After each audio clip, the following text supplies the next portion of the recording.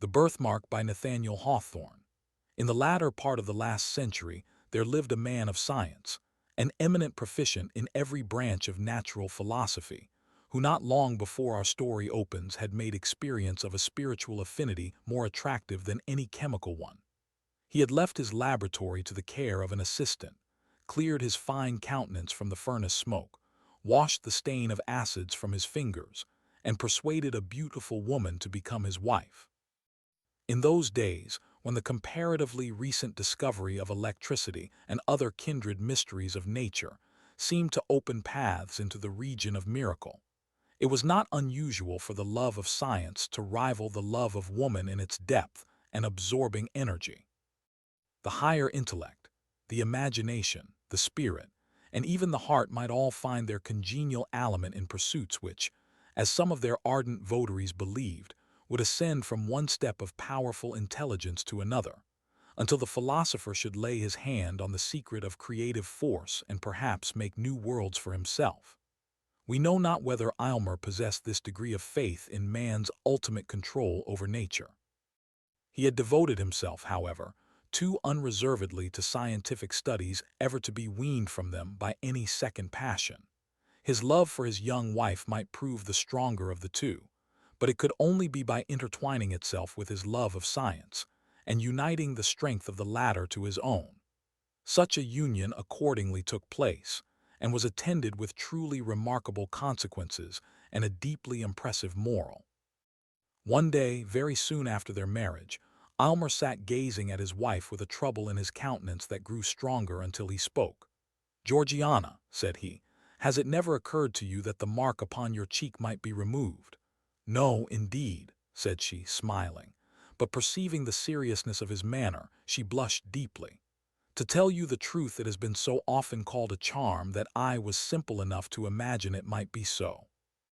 "Ah, upon another face perhaps it might," replied her husband, "but never on yours. No, dearest Georgiana, you came so nearly perfect from the hand of nature that this slightest possible defect, which we hesitate whether to term a defect or a beauty, shocks me, as being the visible mark of earthly imperfection."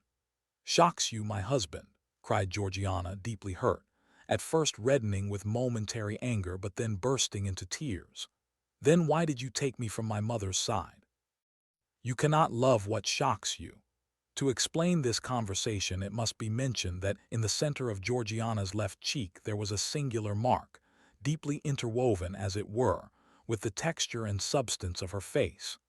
In the usual state of her complexion, a healthy though delicate bloom, the mark wore a tint of deeper crimson, which imperfectly defined its shape amid the surrounding rosiness. When she blushed, it gradually became more indistinct, and finally vanished amid the triumphant rush of blood that bathed the whole cheek with its brilliant glow.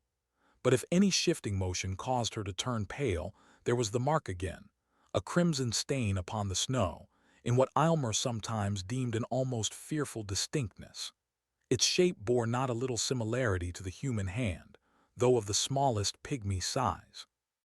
Georgiana's lovers were wont to say that some fairy at her birth hour had laid her tiny hand upon the infant's cheek, and left this impress there, in token of the magic endowments that were to give her such sway over all hearts. Many a desperate swain would have risked life for the privilege of pressing his lips to the mysterious hand. It must not be concealed, however, that the impression wrought by this fairy sign manual varied exceedingly, according to the difference of temperament in the beholders. Some fastidious persons, but they were exclusively of her own sex, affirmed that the bloody hand, as they chose to call it, quite destroyed the effect of Georgiana's beauty, and rendered her countenance even hideous. But it would be as reasonable to say that one of those small blue stains which sometimes occur in the purest statuary marble would convert the Eve of Powers to a monster. Masculine observers, if the birthmark did not heighten their admiration, contented themselves with wishing it away, that the world might possess one living specimen of ideal loveliness without the semblance of a flaw. After his marriage, for he thought little or nothing of the matter before, Aylmer discovered that this was the case with himself.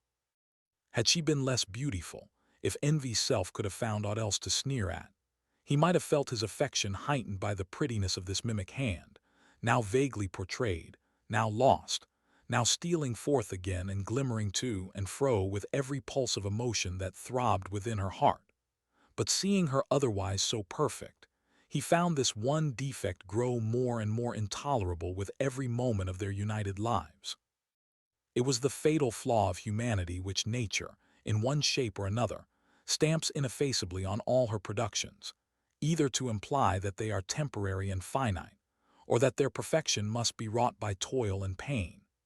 The crimson hand expressed the ineludible gripe in which mortality clutches the highest and purest of earthly mold, degrading them into kindred with the lowest, and even with the very brutes, like whom their visible frames return to dust. In this manner, selecting it as the symbol of his wife's liability to sin, sorrow, decay, and death, Almer's somber imagination was not long in rendering the birthmark a frightful object, causing him more trouble and horror than ever Georgiana's beauty, whether of soul or sense, had given him delight. At all the seasons which should have been their happiest, he invariably and without intending it, nay, in spite of a purpose to the contrary, reverted to this one disastrous topic. Trifling as it at first appeared, it so connected itself with innumerable trains of thought and modes of feeling that it became the central point of all. With the morning twilight, Aylmer opened his eyes upon his wife's face and recognized the symbol of imperfection. And when they sat together at the evening hearth, his eyes wandered stealthily to her cheek, and beheld, flickering with the blaze of the wood fire, the spectral hand that wrote mortality where he would fain have worshipped. Georgiana soon learned to shudder at his gaze. It needed but a glance with the peculiar expression that his face often wore to change the roses of her cheek into a death-like paleness, amid which the crimson hand was brought strongly out, like a bas-relief of ruby on the whitest marble. Late one night when the lights were growing dim, so as hardly to betray the stain on the poor wife's cheek, she herself, for the first time, voluntarily took up the subject. "Do you remember, my dear Aylmer," said she, with a feeble attempt at a smile, "have you any recollection of a dream last night about this odious hand?" "None, none whatever," replied Aylmer, starting. But then he added in a dry, cold tone, affected for the sake of concealing the real depth of his emotion, "I might well dream of it, for before I fell asleep it had taken a pretty firm hold of my fancy." "And you did dream of it?" continued Georgiana hastily, for she dreaded lest a gush of tears should interrupt what she had to say. "A terrible dream. I wonder that you can forget it. Is it possible to forget this one expression? It is in her heart now. We must have it out. Reflect, my husband, for by all means I would have you recall that dream. The mind is in a sad state when sleep, the all-involving, cannot confine her specters within the dim region of her sway, but suffers them to break forth, affrighting this actual life with secrets that perchance belong to a deeper one." Aylmer now remembered his dream. He had fancied himself with his servant Aminadab, attempting an operation for the removal of the birthmark. But the deeper went the knife, the deeper sank the hand, until at length its tiny grasp appeared to have caught hold of Georgiana's heart, whence, however, her husband was inexorably resolved to cut or wrench it away. When the dream had shaped itself perfectly in his memory, Aylmer sat in his wife's presence with a guilty feeling. Truth often finds its way to the mind close muffled in robes of sleep, and then speaks with uncompromising directness of matters, in regard to which we practice an unconscious self-deception during our waking moments. Until now, he had not been aware of the tyrannizing influence acquired by one idea over his mind, and of the lengths which he might find in his heart to go for the sake of giving himself peace. "Aylmer," resumed Georgiana solemnly, "I know not what may be the cost to both of us to rid me of this fatal birthmark. Perhaps its removal may cause cureless deformity, or it may be the stain goes as deep as life itself. Again, do we know that there is a possibility, on any terms, of unclasping the firm gripe of this little hand which was laid upon me before I came into the world? Dearest Georgiana, I have spent much thought upon the subject," hastily interrupted Aylmer. "I am convinced of the perfect practicability of its removal. If there be the remotest possibility of it," continued Georgiana, "let the attempt be made at whatever risk. Danger is nothing to me, For life, while this hateful mark makes me the object of your horror and disgust, life is a burden which I would fling down with joy. Either remove this dreadful hand or take my wretched life. You have deep science.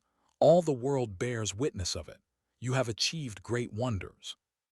Cannot you remove this little mark, which I cover with the tips of two small fingers? Is this beyond your power for the sake of your own peace and to save your poor wife from madness? Noblest, dearest, tenderest wife, cried Aylmer rapturously, doubt not my power. I have already given this matter the deepest thought which might almost have enlightened me to create a being less perfect than yourself. Georgiana, you have led me deeper than ever into the heart of science. I feel myself fully competent to render this dear cheek as faultless as its fellow. And then, most beloved, what will be my triumph when I shall have corrected what nature left imperfect in her fairest work? Even Pygmalion, when his sculptured woman assumed life, felt not greater ecstasy than mine will be. It is resolved, then, said Georgiana, faintly smiling. And Aylmer, spare me not, though you should find the birthmark take refuge in my heart at last. Her husband tenderly kissed her cheek, her right cheek, not that which bore the impress of the crimson hand. The next day Aylmer apprised his wife of a plan that he had formed whereby he might have opportunity for the intense thought and constant watchfulness which the proposed operation would require, while Georgiana, likewise, would enjoy the perfect repose essential to its success. They were to seclude themselves in the extensive apartments occupied by Aylmer as a laboratory, and where, during his toilsome youth, he had made discoveries in the elemental powers of nature that had roused the admiration of all the learned societies in Europe. Seated calmly in this laboratory, the pale philosopher had investigated the secrets of the highest cloud region and of the profoundest minds. He had satisfied himself of the causes that kindled and kept alive the fires of the volcano, and had explained the mystery of fountains, and how it is that they gush forth, some so bright and pure, and others with such rich medicinal virtues, from the dark bosom of the earth. Here, too, at an earlier period, he had studied the wonders of the human frame, and attempted to fathom the very process by which nature assimilates all her precious influences from earth and air, and from the spiritual world, to create and foster man, her masterpiece. The latter pursuit, however, Aylmer had long laid aside in unwilling recognition of the truth, against which all seekers sooner or later stumble, that our great creative mother, while she amuses us with apparently working in the broadest sunshine, is yet severely careful to keep her own secrets, and in spite of her pretended openness shows us nothing but results. She permits us, indeed, to mar but seldom to mend, and like a jealous patentee, on no account to make. Now, however, Aylmer resumed these half-forgotten investigations, not, of course, with such hopes or wishes as first suggested them, but because they involved much physiological truth and lay in the path of his proposed scheme for the treatment of Georgiana. As he led her over the threshold of the laboratory, Georgiana was cold and tremulous. Aylmer looked cheerfully into her face, with intent to reassure her, but was so startled with the intense glow of the birthmark upon the whiteness of her cheek that he could not restrain a strong convulsive shudder. His wife fainted. "Aminadab! Aminadab!" shouted Aylmer, stamping violently on the floor. Forthwith there issued from an inner apartment a man of low stature but bulky frame, with shaggy hair hanging about his visage, which was grimed with the vapors of the furnace. This personage had been Aylmer's underworker during his whole scientific career, and was admirably fitted for that office by his great mechanical readiness, and the skill with which, while incapable of comprehending a single principle, he executed all the details of his master's experiments. With his vast strength, his shaggy hair, his smoky aspect, and the indescribable earthiness that encrusted him, he seemed to represent man's physical nature, while Aylmer's slender figure and pale, intellectual face were no less apt a type of the spiritual element. "Throw open the door of the boudoir, Aminadab," said Aylmer, "and burn a pastil." "Yes, master," answered Aminadab, looking intently at the lifeless form of Georgiana, and then he muttered to himself, "If she were my wife, I'd never part with that birthmark." When Georgiana recovered consciousness, she found herself breathing an atmosphere of penetrating fragrance, the gentle potency of which had recalled her from her death-like faintness. The scene around her looked like enchantment. Aylmer had converted those smoky, dingy, somber rooms, where he had spent his brightest years in recondite pursuits, into a series of beautiful apartments not unfit to be the secluded abode of a lovely woman. The walls were hung with gorgeous curtains, which imparted the combination of grandeur and grace that no other species of adornment can achieve, and as they fell from the ceiling to the floor, their rich and ponderous folds, concealing all angles and straight lines, appeared to shut in the scene from infinite space. For aught Georgiana knew, it might be a pavilion among the clouds. And Aylmer, excluding the sunshine, which would have interfered with his chemical processes, had supplied its place with perfumed lamps, emitting flames of various hue, but all uniting in a soft, empurpled radiance. He now knelt by his wife's side, watching her earnestly but without alarm, for he was confident in his science, and felt that he could draw a magic circle round her within which no evil might intrude. "Where am I?" "Ah, I remember," said Georgiana faintly, and she placed her hand over her cheek to hide the terrible mark from her husband's eyes. "Fear not, dearest," exclaimed he. "Do not shrink from me.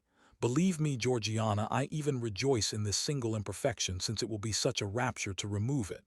"Oh, spare me," sadly replied his wife. "Pray do not look at it again. I never can forget that convulsive shudder." In order to soothe Georgiana, and, as it were, to release her mind from the burden of actual things, Aylmer now put in practice some of the light and playful secrets which science had taught him among its profounder lore. Airy figures, absolutely bodiless ideas, and forms of unsubstantial beauty came and danced before her, imprinting their momentary footsteps on beams of light. Though she had some indistinct idea of the method of these optical phenomena, still the illusion was almost perfect enough to warrant the belief that her husband possessed sway over the spiritual world. Then again, when she felt a wish to look forth from her seclusion, immediately, as if her thoughts were answered, the procession of external existence flitted across a screen. The scenery and the figures of actual life were perfectly represented, but with that bewitching, yet indescribable difference which always makes a picture, an image, or a shadow so much more attractive than the original. When wearied of this, Aylmer bade her cast her eyes upon a vessel containing a quantity of earth. She did so, with little interest at first, but was soon startled to perceive the germ of a plant shooting upward from the soil. Then came the slender stalk, the leaves gradually unfolded themselves, and amid them was a perfect and lovely flower. "It is magical," cried Georgiana. "I dare not touch it." "Nay, pluck it," answered Aylmer, "pluck it, and inhale its brief perfume while you may. The flower will wither in a few moments and leave nothing save its brown seed vessels, but thence may be perpetuated a race as ephemeral as itself." But Georgiana had no sooner touched the flower than the whole plant suffered a blight, its leaves turning coal-black as if by the agency of fire. "There was too powerful a stimulus," said Aylmer, thoughtfully.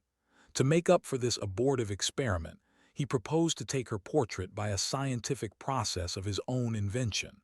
It was to be effected by rays of light striking upon a polished plate of metal. Georgiana assented, but on looking at the result, was affrighted to find the features of the portrait blurred and indefinable, while the minute figure of a hand appeared where the cheek should have been. Aylmer snatched the metallic plate and threw it into a jar of corrosive acid. Soon, however, he forgot these mortifying failures.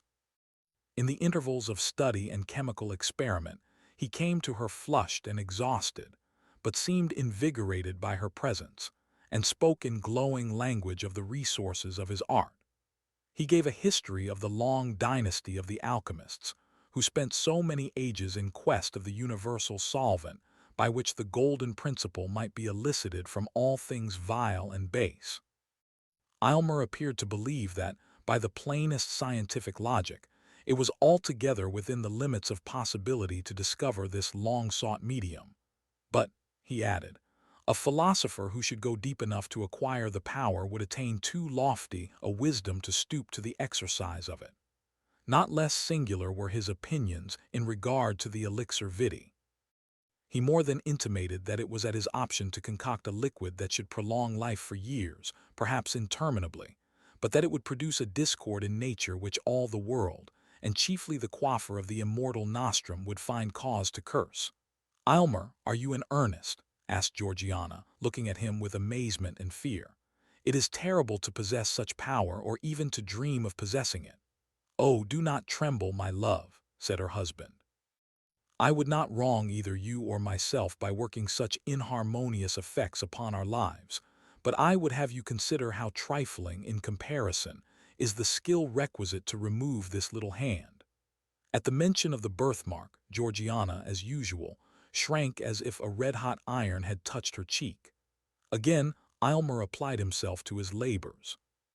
She could hear his voice in the distant furnace room giving directions to Aminadab, whose harsh, uncouth, misshapen tones were audible in response, more like the grunt or growl of a brute than human speech.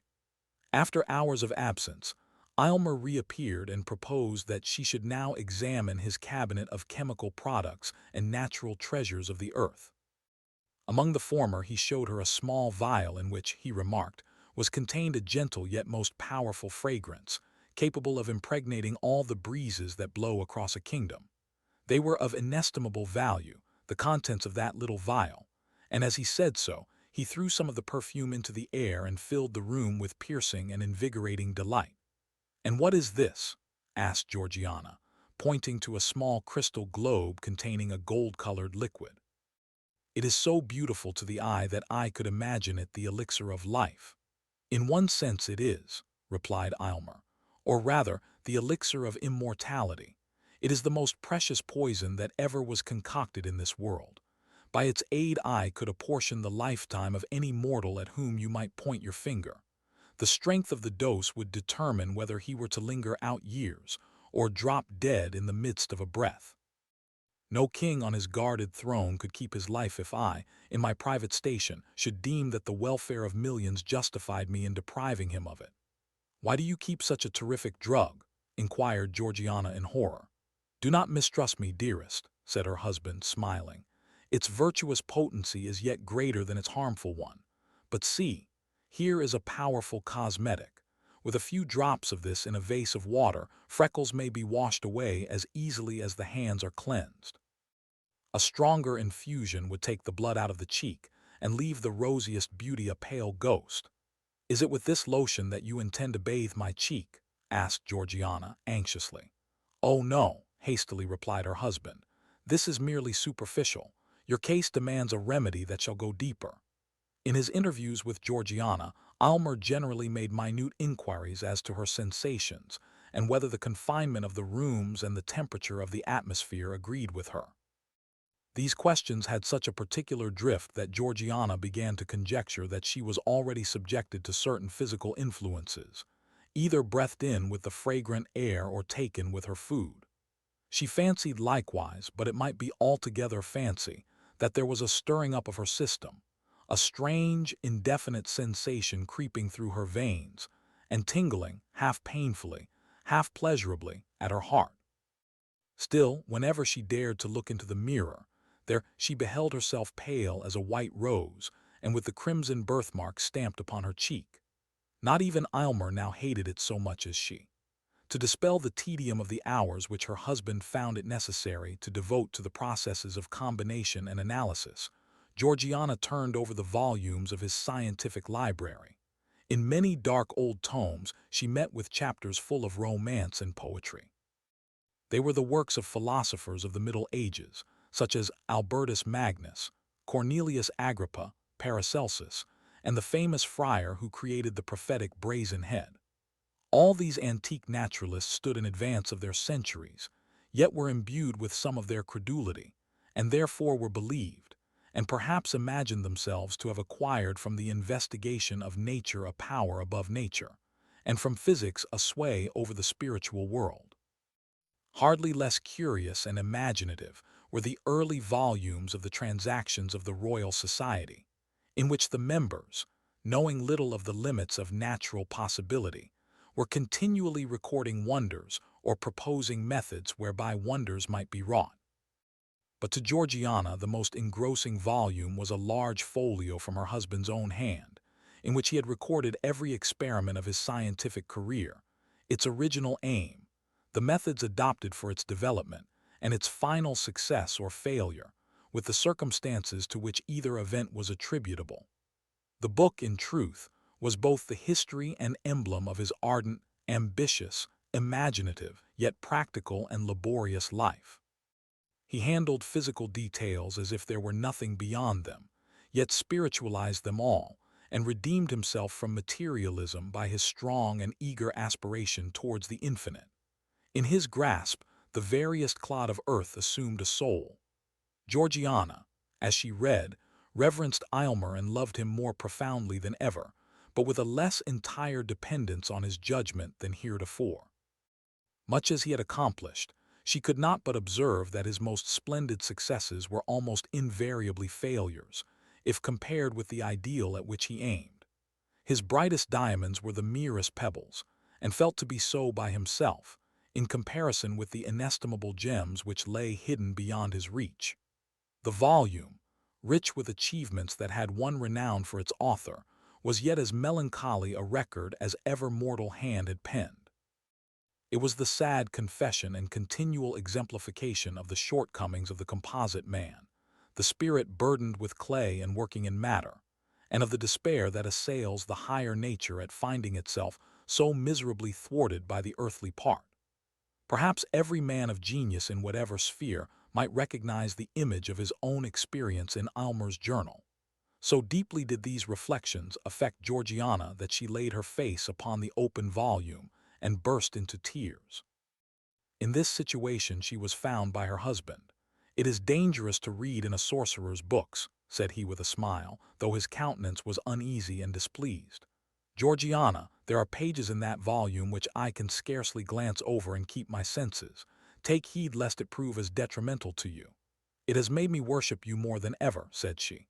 "Ah, wait for this one success," rejoined he, "then worship me if you will. I shall deem myself hardly unworthy of it. But come, I have sought you for the luxury of your voice. Sing to me, dearest." So she poured out the liquid music of her voice to quench the thirst of his spirit. He then took his leave with a boyish exuberance of gaiety, assuring her that her seclusion would endure but a little longer, and that the result was already certain. Scarcely had he departed when Georgiana felt irresistibly impelled to follow him. She had forgotten to inform Aylmer of a symptom which for 2 or 3 hours past had begun to excite her attention. It was a sensation in the fatal birthmark, not painful, but which induced a restlessness throughout her system. Hastening after her husband, she intruded for the first time into the laboratory. The first thing that struck her eye was the furnace, that hot and feverish worker, with the intense glow of its fire, which by the quantities of soot clustered above it seemed to have been burning for ages. There was a distilling apparatus in full operation. Around the room were retorts, tubes, cylinders, crucibles, and other apparatus of chemical research. An electrical machine stood ready for immediate use. The atmosphere felt oppressively close, and was tainted with gaseous odors which had been tormented forth by the processes of science. The severe and homely simplicity of the apartment, with its naked walls and brick pavement, looked strange, accustomed as Georgiana had become to the fantastic elegance of her boudoir. But what chiefly, indeed almost solely, drew her attention was the aspect of Aylmer himself. He was pale as death, anxious and absorbed, and hung over the furnace as if it depended upon his utmost watchfulness whether the liquid which it was distilling should be the draught of immortal happiness or misery. How different from the sanguine and joyous mien that he had assumed for Georgiana's encouragement. "Carefully now, Aminadab, carefully, thou human machine, carefully, thou man of clay," muttered Aylmer more to himself than his assistant. "Now if there be a thought too much or too little, it is all over." "Ho, ho," mumbled Aminadab. "Look, master, look." Aylmer raised his eyes hastily, and at first reddened, then grew paler than ever on beholding Georgiana. He rushed towards her and seized her arm with a gripe that left the print of his fingers upon it. "Why do you come hither? Have you no trust in your husband?" cried he impetuously. "Would you throw the blight of that fatal birthmark over my labors? It is not well done. Go, prying woman, go." "Nay, Aylmer," said Georgiana with the firmness of which she possessed no stinted endowment, "it is not you that have a right to complain. You mistrust your wife. You have concealed the anxiety with which you watch the development of this experiment. Think not so unworthily of me, my husband. Tell me all the risk we run, and fear not that I shall shrink, for my share in it is far less than your own." "No, no, Georgiana," said Aylmer impatiently. "It must not be." "I submit," replied she calmly. "And Aylmer, I shall quaff whatever draught you bring me, but it will be on the same principle that would induce me to take a dose of poison if offered by your hand."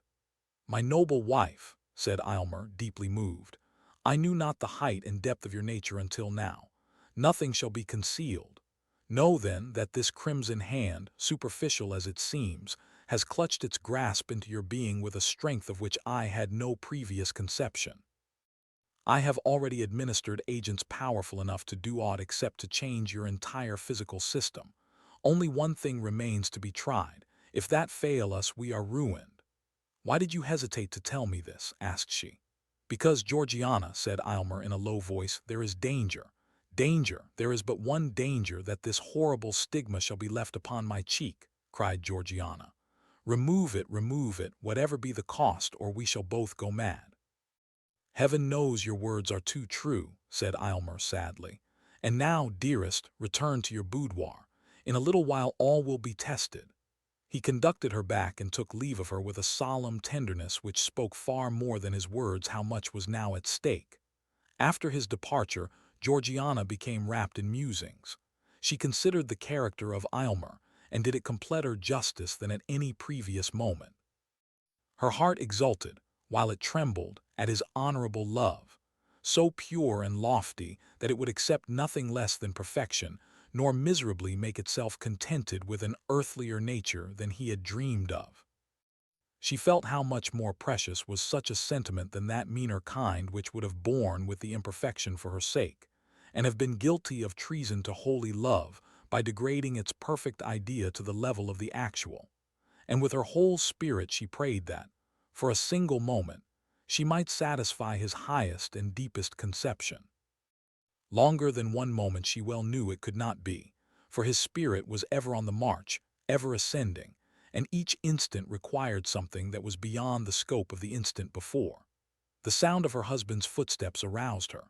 He bore a crystal goblet containing a liquor colorless as water, but bright enough to be the draught of immortality. Aylmer was pale, but it seemed rather the consequence of a highly wrought state of mind and tension of spirit than of fear or doubt. "The concoction of the draught has been perfect," said he, in answer to Georgiana's look.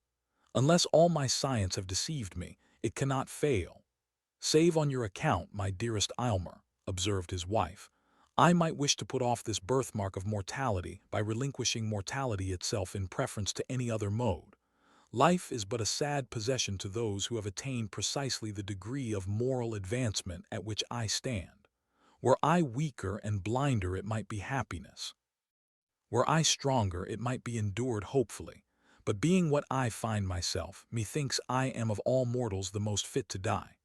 "You are fit for heaven without tasting death," replied her husband, "but why do we speak of dying? The draught cannot fail. Behold its effect upon this plant." On the window-seat there stood a geranium diseased with yellow blotches, which had overspread all its leaves. Aylmer poured a small quantity of the liquid upon the soil in which it grew. In a little time, when the roots of the plant had taken up the moisture, the unsightly blotches began to be extinguished in a living verdure. "There needed no proof," said Georgiana quietly. "Give me the goblet, I joyfully stake all upon your word." "Drink then, thou lofty creature," exclaimed Aylmer with fervid admiration. "There is no taint of imperfection on thy spirit. Thy sensible frame, too, shall soon be all perfect." She quaffed the liquid and returned the goblet to his hand.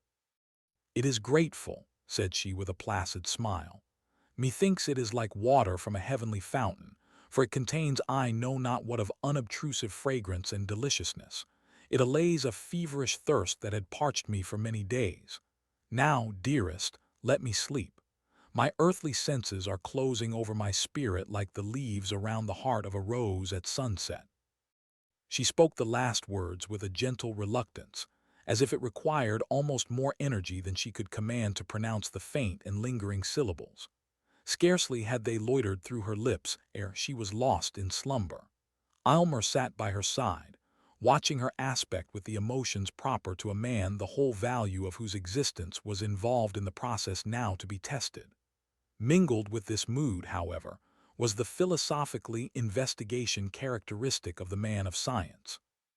Not the minutest symptom escaped him. A heightened flush of the cheek, a slight irregularity of breath, a quiver of the eyelid, a hardly perceptible tremor through the frame. Such were the details which, as the moments passed, he wrote down in his folio volume. Intense thought had set its stamp upon every previous page of that volume, but the thoughts of years were all concentrated upon the last. While thus employed, he failed not to gaze often at the fatal hand, and not without a shudder. Yet once, by a strange and unaccountable impulse, he pressed it with his lips. His spirit recoiled, however, in the very act, and Georgiana, out of the midst of her deep sleep, moved uneasily and murmured as if in remonstrance.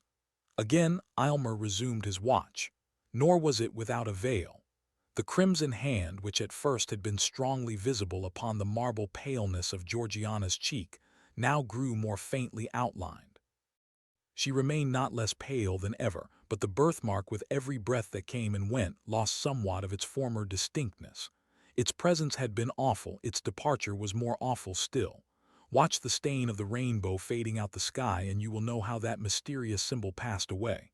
"By heaven, it is well nigh gone," said Aylmer to himself in almost irrepressible ecstasy. "I can scarcely trace it now. Success, success, and now it is like the faintest rose color.